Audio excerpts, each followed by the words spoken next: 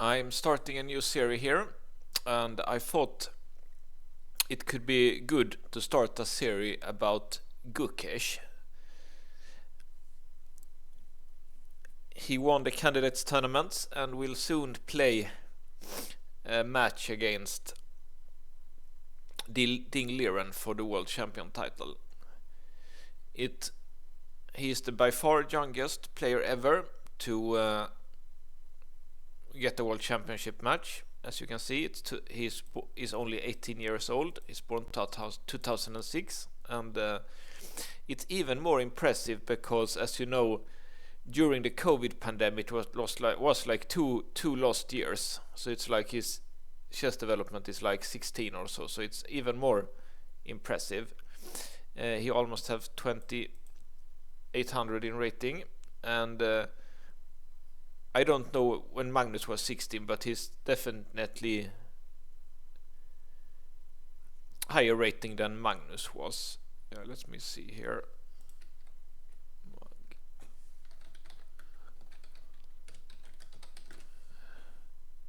Let's compare the ratings here. When Magnus was 18,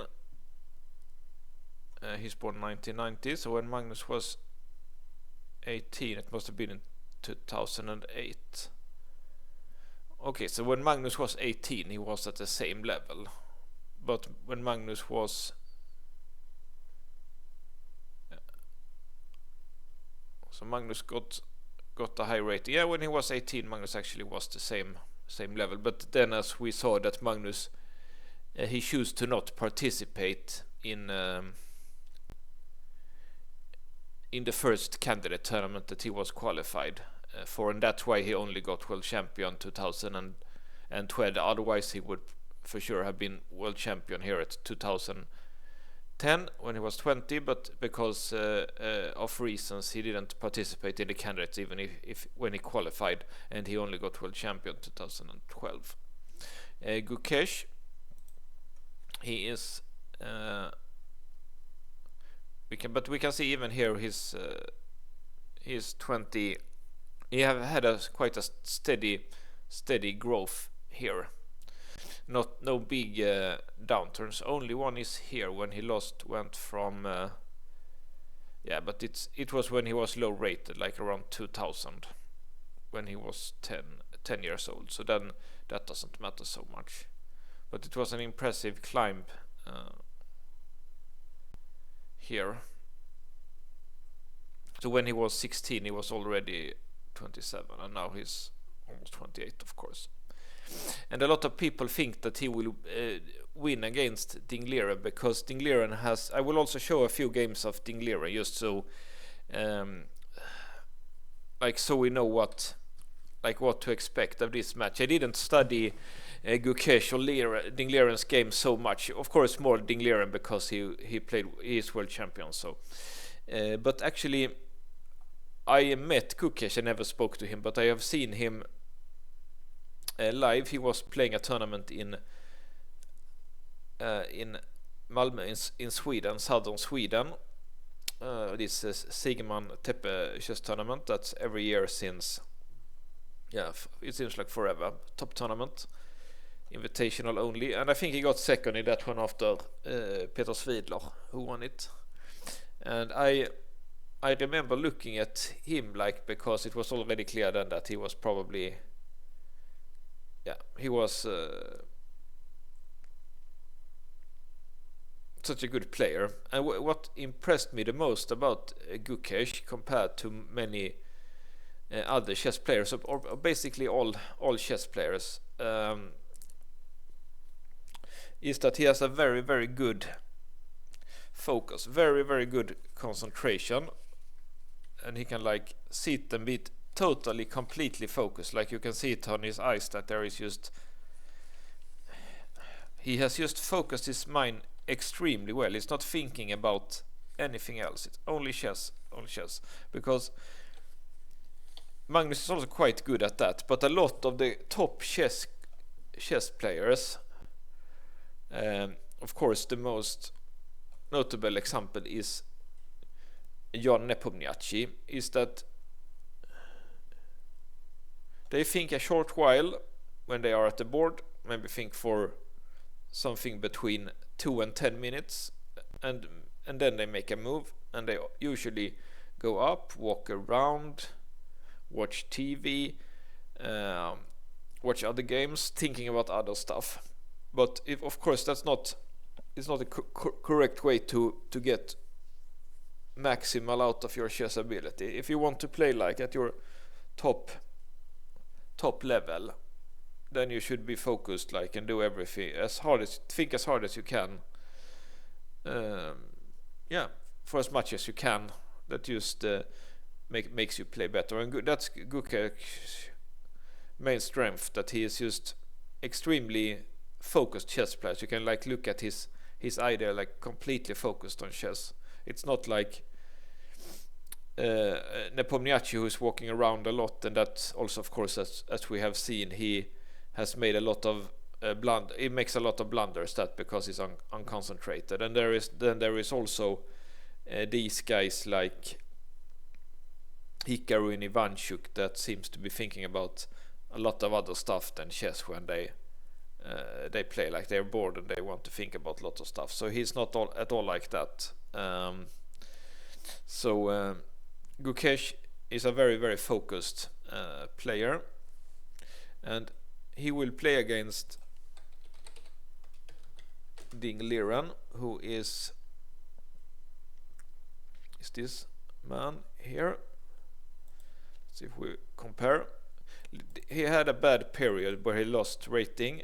He is 2 years younger than Magnus. I don't think we have seen him in the Magnus series yet, because he in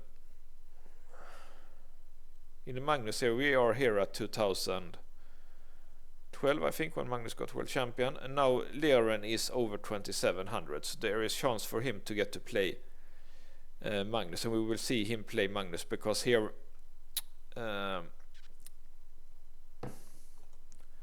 like, he was the second best player. Liren was the second highest rated player and probably best player in the world between I don't know, for many years. It was him or Fabiano or Nepomniachtchi or one of those. They were quite even. Then, of course, Liren also had this bad luck with the being from China in the COVID pandemic, meant that he couldn't travel and play international tournaments, and he also had I will maybe come to that later. He was also unfortunate that he was in an accident when he was playing in a chess tournament in Norway here, where he was out biking and he was basically falling, and as I understand it, he was injured quite bad, so he had to withdraw from the tournament. He didn't play chess for a long while, but he got back from that, and and then when Magnus withdrew from the Chess World Championship, then of course Liren won that.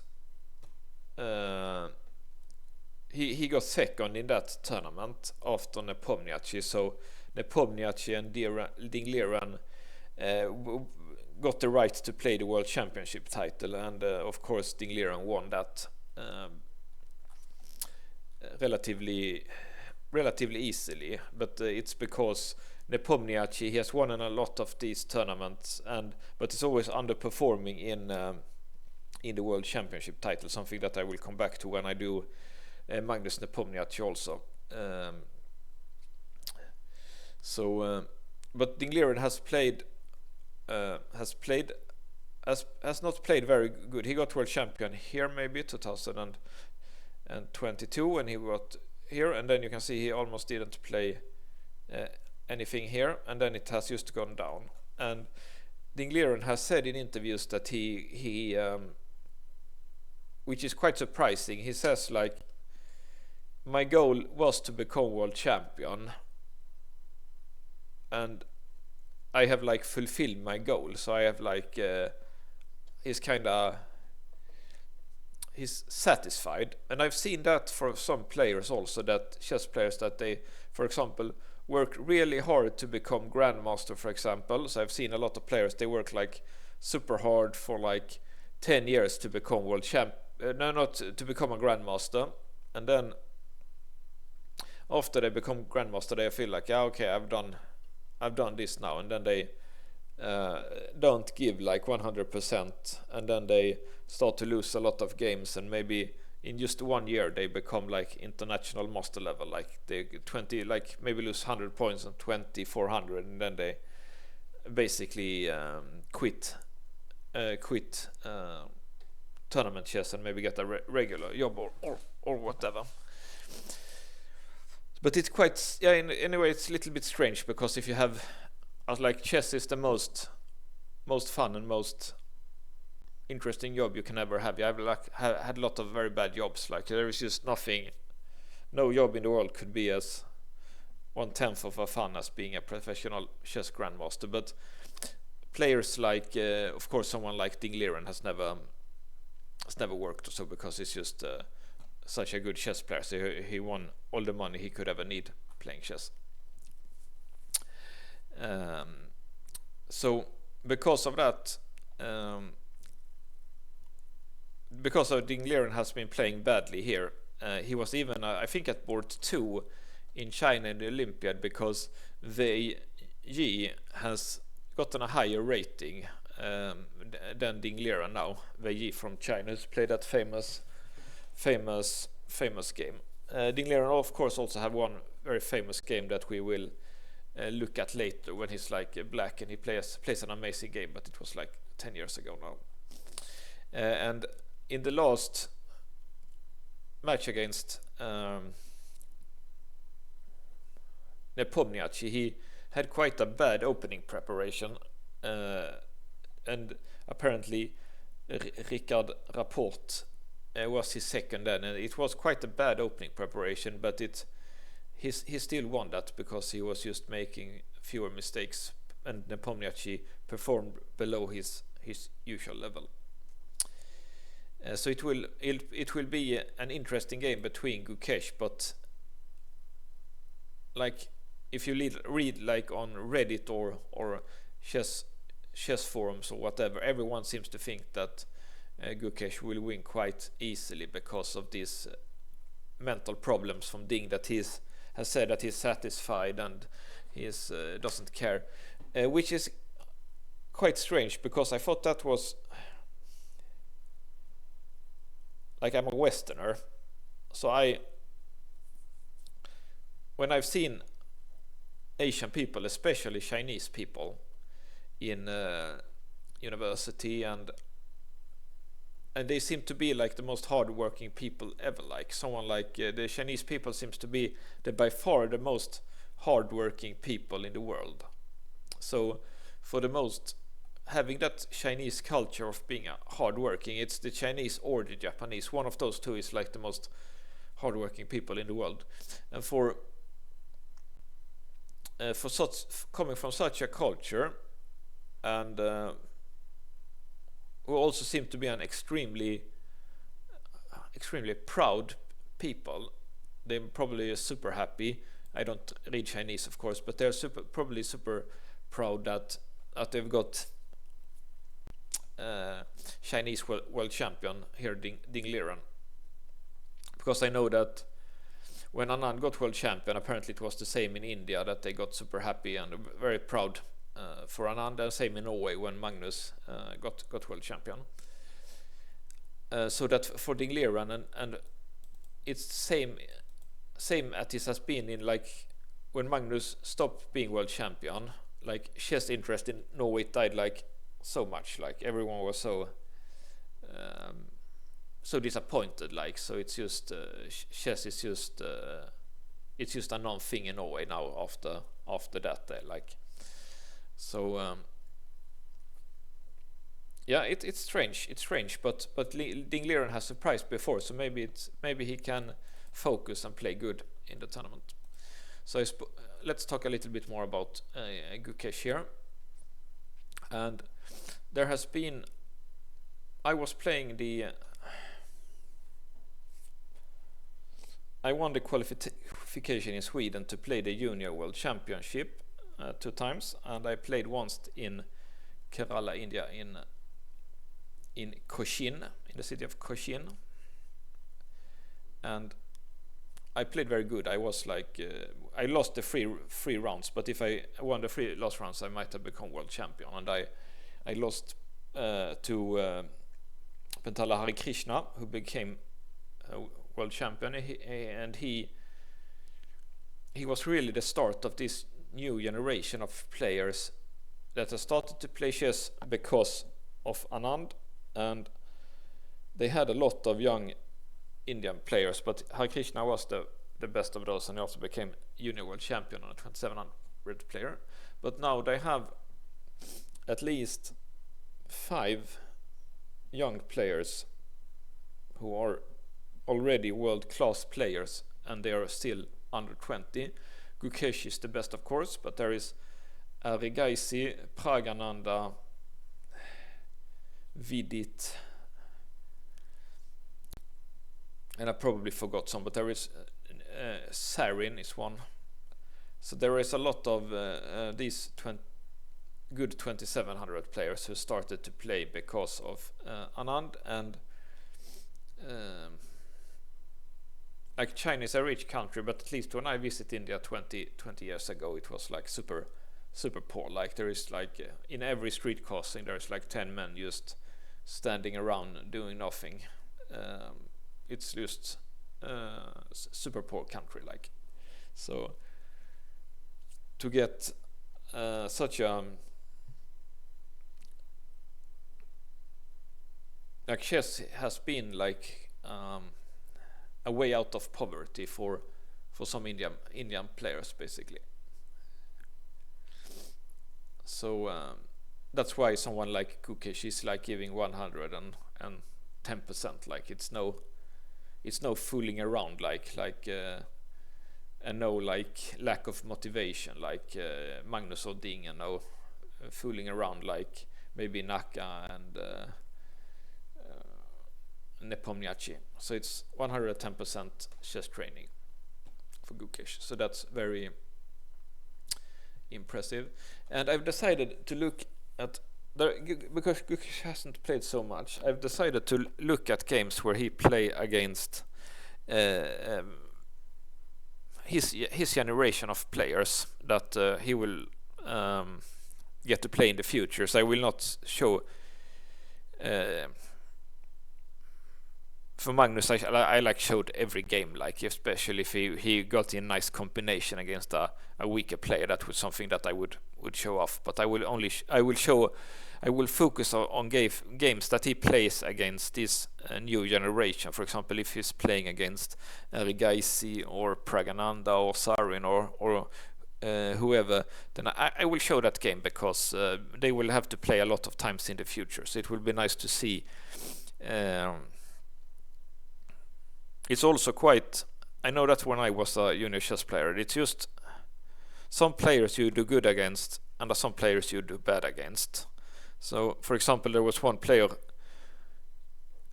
who his name is Tikkanen, and I'm 1 year older, and I was usually higher rated, but for some reason I always lost against him because he just had such a good calculation and such good opening preparation. But against like random other players I would do better, but just against him I would always lose. So it could be the same, like maybe Gukesh has some players I haven't analyzed the games that he used to win against and some players that he used to lose against. So yeah, enough talking now. As usually I've like searched for his and started to find games. You can see up here that I have a lot of games, and the first game that we're going to look at, it's the earliest one. It's the only game we'll look at from 2017 when he's 11. And Praggnanandhaa, let's see, he's probably about the same age as he is 2005, so he's 1 year older. So he's 12, so it's of course both of these ratings are great, like 2260 when you're 10 and when you're 11 and 2447 when you're 12. That's of course both of them are great ratings, of course. So let's look at this. game here.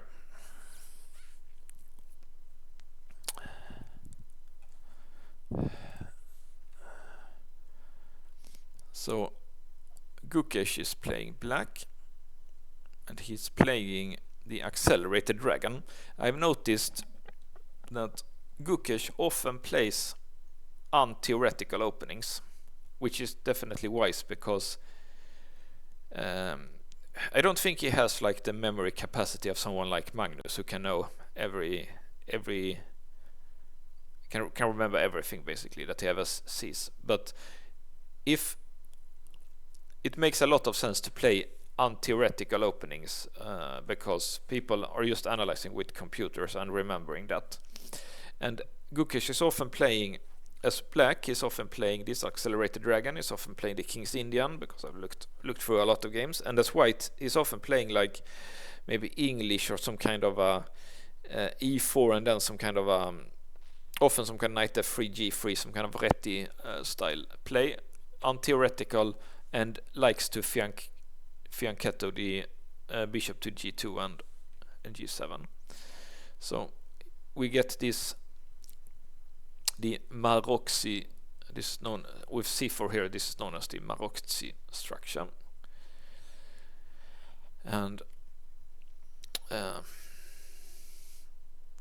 this is well known. This has been played like for 100 years. Like this has been known as quite a solid opening for black. But yeah, a little bit white has a little bit of advantage, but it's good because this is just a setup that you can play with black. It's typical setup opening where you just put your pieces on the right places and then you wait. So this is for sure theory, but so here the computer prefers his move here, e6.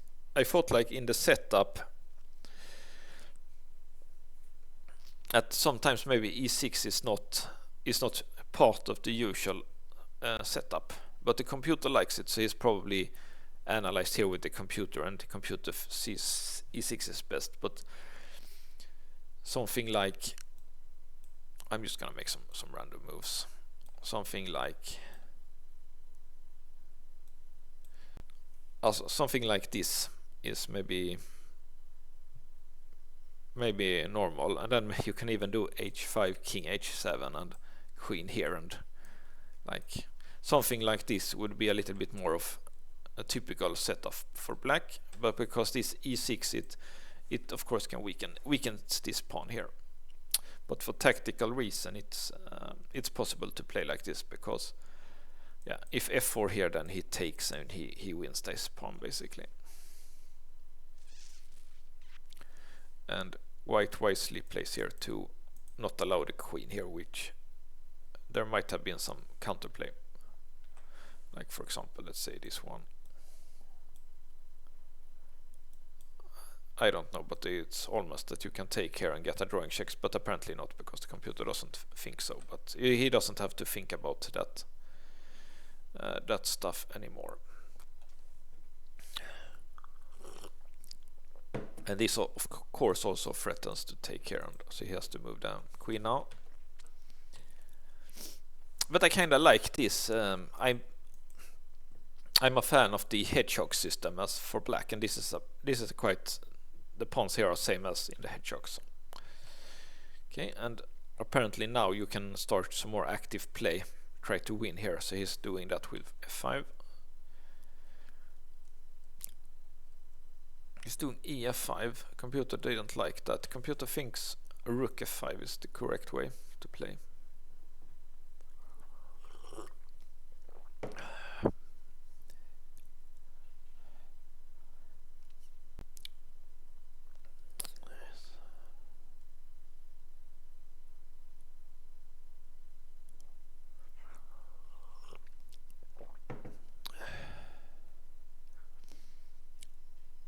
Yeah, I can understand that it's good to keep this pawn here, so white can't go in here whenever he wants. Can a little bit understand. This is not liked by the computer.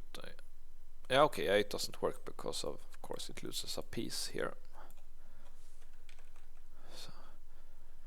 Otherwise, if this wasn't a tactic, I would be a little bit interested in this also, maybe king h8 and maybe try to create some play here, but it doesn't work tactically, of course. So now it looks like maybe white has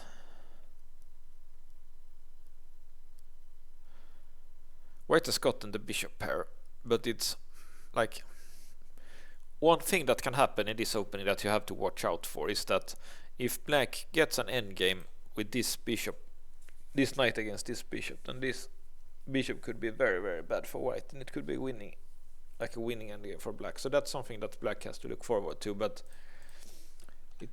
f5 looks... This looks like completely safe here for black, but this, it just feels like this exchange has favored white, so probably rook f5 was the correct. Looks like this favored white a bit, this exchange here.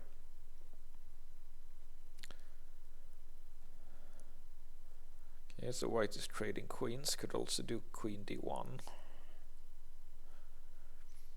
Yeah, there is a bit of a risk here that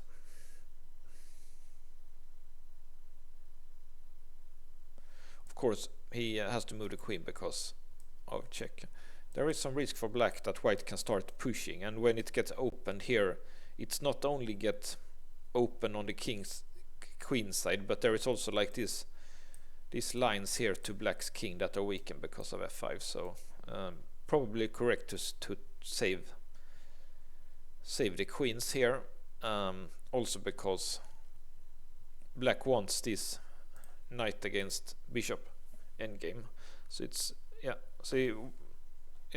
black should have traded queens there, obviously. And now he threatens h3, but yeah, computer doesn't like that. Yeah, this one is a bit it's offside. Would have been better to trade or at least be here and try to challenge the white queen here.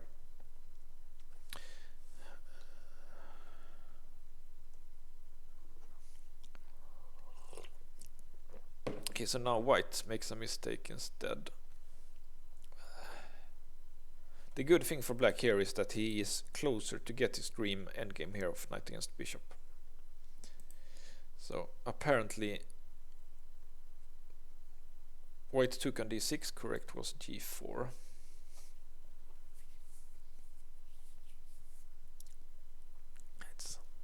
This weakness is staying here, so it's no hurry to take it. And this also, now f5 could also be,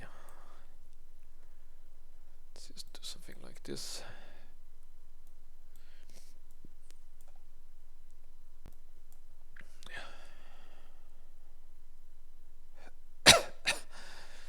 Yeah, there are big problems to defending this one.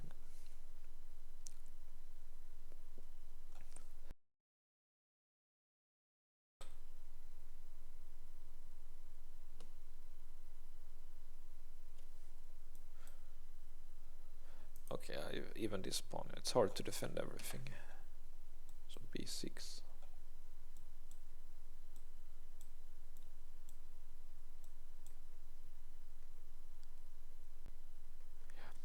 Yeah, it's at least one pawn up for white.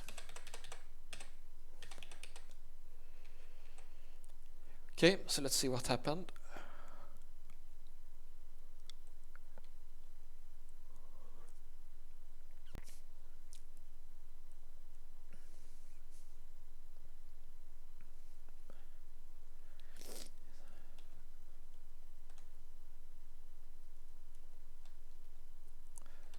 Queen e5 here. Yeah, it looks correct to centralize the queen, but it was better to go here.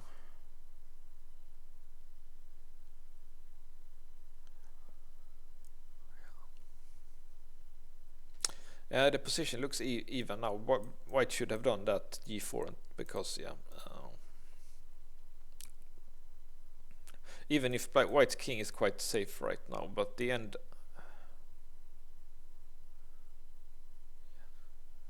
the endgames is nothing for white now, I think.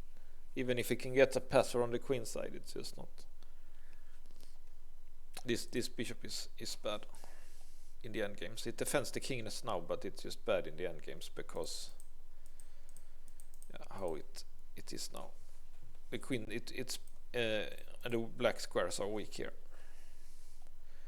So let's see, he went here, but it's also normal to centralize the queen. The computer still likes rook c8. I guess he's afraid of this. Yeah, it allows the draw at once, yeah.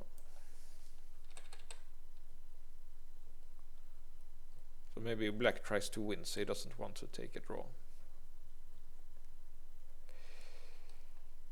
Yeah.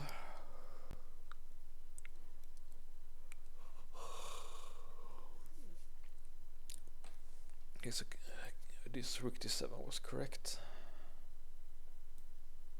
Then he has to go here.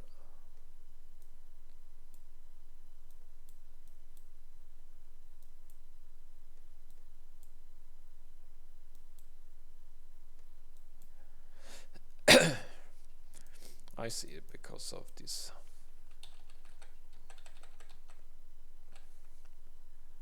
Okay, so there has been some problems for black because black didn't. He should have realized that he doesn't have to sit and defend this pawn because it was the drawing checks here all along, so it was defended indirectly. So let's see what happens here. But yeah, white didn't play the best here. We should have gone for this rook d7 here.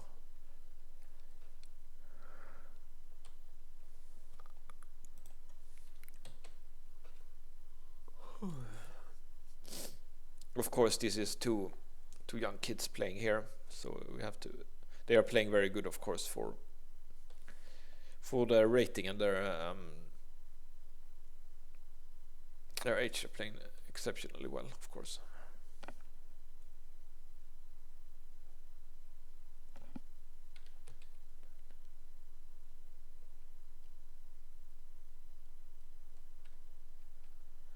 So the computer didn't like that. He thought something like this was better. The game looks quite even now.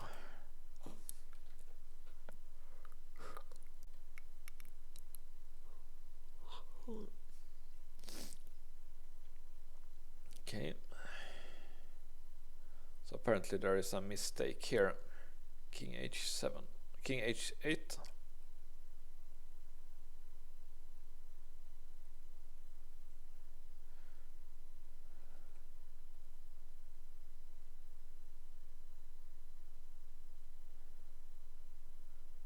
Let's just see what if he would take here. What would happen then?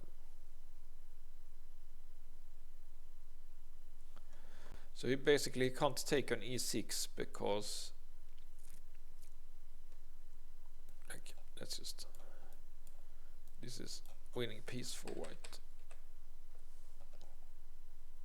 And if he takes here, then take.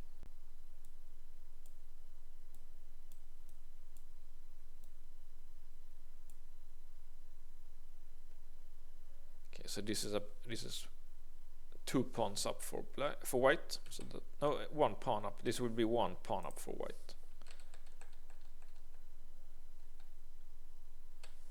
But the correct thing is to check here.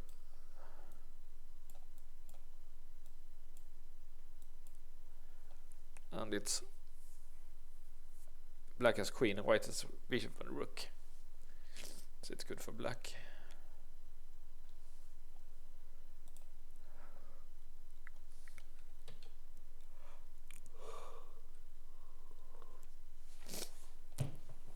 This is of course good if so black. It's of course not good for black to take because this passer just gets way too dangerous now. So now it's a little bit hard to see why this one is losing. This king h8 is losing. It's not strange that he doesn't see it. I don't think it's obvious at all. So let's first see why it loses.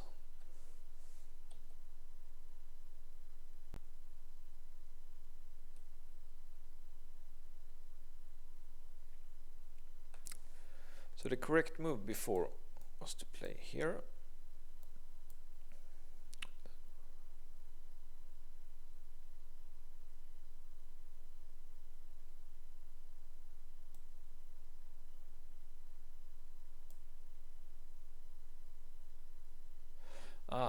I see. Before, in this position, when the black king is here, then he could take here, and take here. Like we analyze this one here. Check, and now it's that Gukesh missed. He didn't think about this. So that's why it's losing.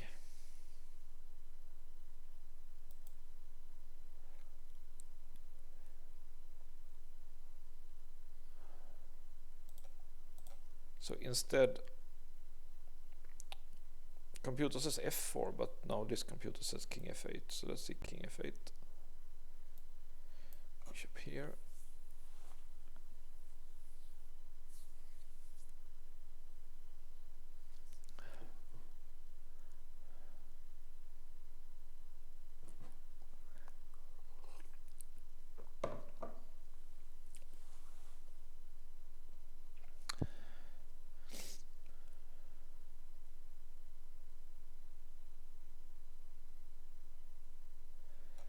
It's apparently the only move that, because of how strong this pawn is, black can like never take.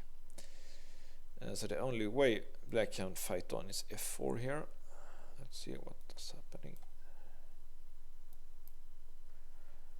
This one is, it's often in chess there is a way to get some kind of a counterplay. So here this seems to be, now black is like threatening a mate like this, which is not so easy to prevent. The only way to prevent it is this move, which is not easy to see. Now you can't check because bishop here of course, or queen here. So instead black has to let's see here, and if he takes back here, then of course you can take here with check and you have a rook up. And this attack is winning for white. The only chance for black is to play like this. It's an interesting line. If you go here, check, and this is apparently drawing checks. Something like this is typical drawing construction here. And if white goes down, then let's see, black is winning. Basically he can take the queen, and the queen is actually defending the black rook now. So if he goes up, then here,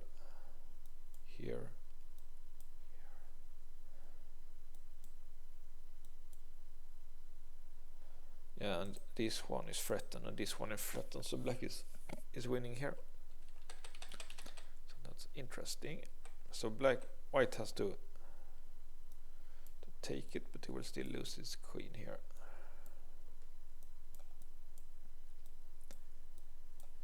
But white's pieces are more better coordinated here, because the rooks are defending each other, so it becomes this position.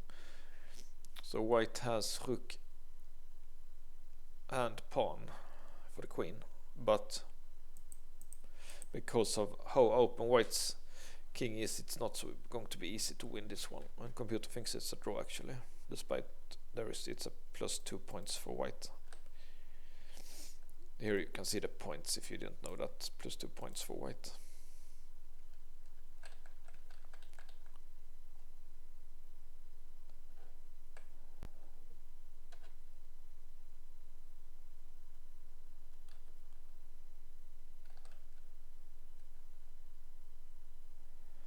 Okay, the computer also thought f4 was interesting. Let's see how that is.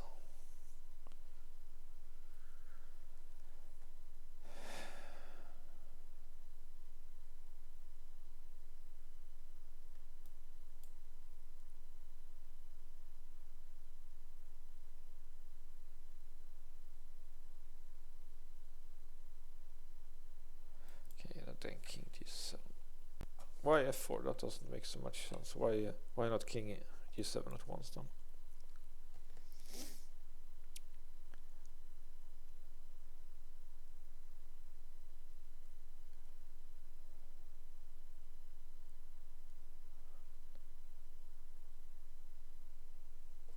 I guess it's because it's good to like threaten sometimes to get the knight here. For example, apparently this one is best now. Now you can't take because of this, of course. Very complex game here.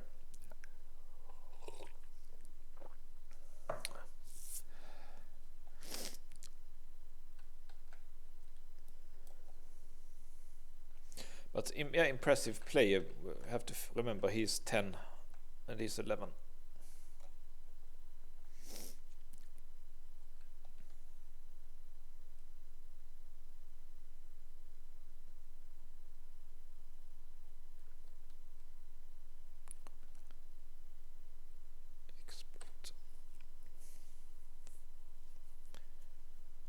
Okay, so let's see what happened here. So unfortunately, Gukesh blunders here with king h8, which loses to this. Yeah, as I said before, this tactic here doesn't work with queen h6 check, doesn't work. But it was lost anyway. Here.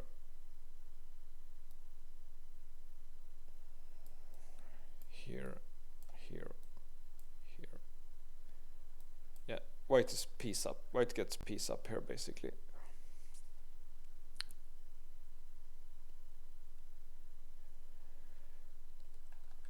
So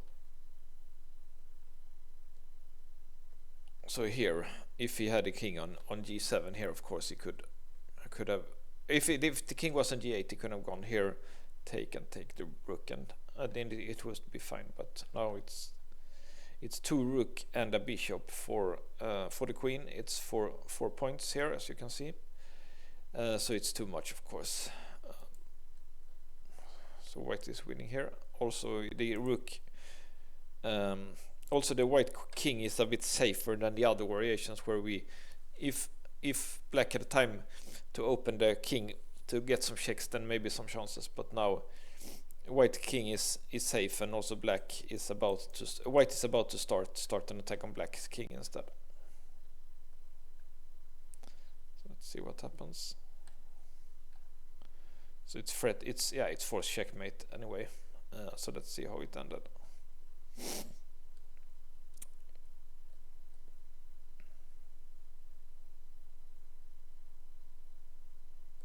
Yeah, it's checkmate in 2. Let's just remove that maybe.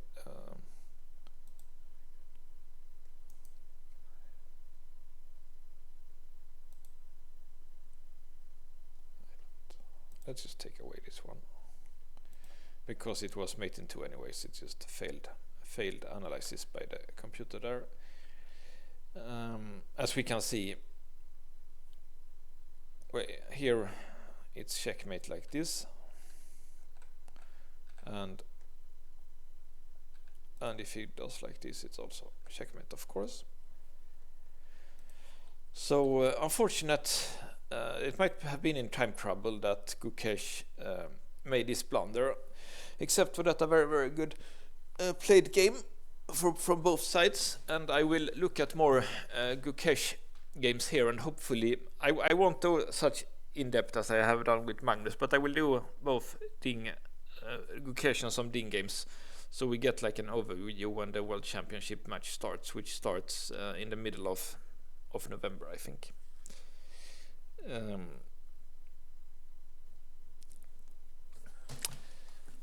And I'm going to play what my club has qualified for the European Club Cups. I'm going to go there in Serbia, and surely Gukesh and Magnus and all those players will be playing for their clubs there. So that will be very fun, something that I look forward to watch them.